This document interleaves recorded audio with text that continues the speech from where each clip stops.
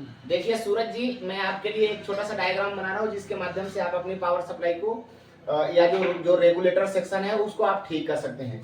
तो देखिए यहाँ पर मैं आपको वही जो ट्रांजिस्टर आपके एम्पलीफायर में है वही ट्रांजिस्टर मैं यहाँ पर बना दे रहा हूँ।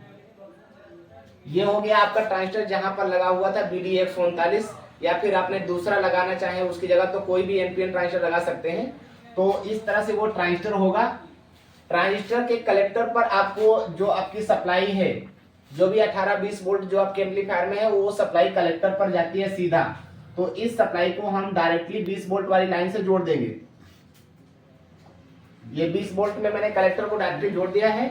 अब वहीं से एक सप्लाई के लिए ये बेस वाला जो पॉइंट होगा उस बेस पॉइंट के लिए आपको सप्लाई बनाना है, जिसके लिए आप यहां से एक रजिस्टर लगा लेंगे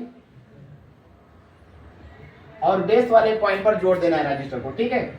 इस और उस रजिस्टर की वैल्यू को रखना है 220 ओम। 220 ओम का रजिस्टर आपको लगाना है। उसके बाद इस बेस वाले पॉइंट से आपको एक जीना डायोड लेना है 8.2 वोल्ट का। इस तरह से मैं एक जीना डायोड ले रहा हूं 8.2 वोल्ट का, और उसको ग्राउंड वाली लाइन से जोड़ देना है, ठीक है। इस तरह से मैं इसमें ग्राउंड कर दिया, उस तरह से आप भी वहां पर ग्राउंड के साथ जोड़ देना। इसी तरह से बिल्कुल कनेक्शन होना चाहिए। इसके बाद आपका अगर ये जीना डायोड आपने लगाया है 8.2 वोल्ट का, तो यहां पर आपको सप्लाई मिल जाएगी 8 वोल्ट के आसपास, ठीक है। इस सप्लाई से आपका जो ड्राइवर सेक्शन है वो आराम से काम करेगा और बायसिंग वोल्टेज भी आपका बिल्कुल ठीक ठाक बन जाएगा।